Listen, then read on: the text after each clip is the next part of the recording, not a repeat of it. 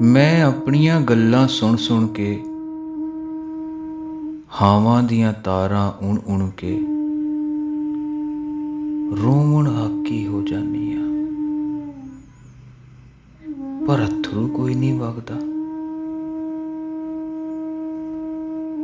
ਤਾਣਾ ਖਿੱਚ ਖਿੱਚ ਰਗ ਰਗ ਦਾ ਇੱਕ ਨਵਾਂ ਨਮੂਨਾ ਪਾਨੀ ਆ। ਮੈਂ ਤੇਰੇ ਬੂਹੇ ਆਨੀ ਆ,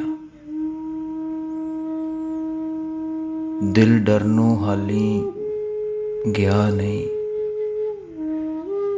ਤੂੰ ਮਾਈਆ ਮੇਰੇ ਨਾਲ ਰਹੀ।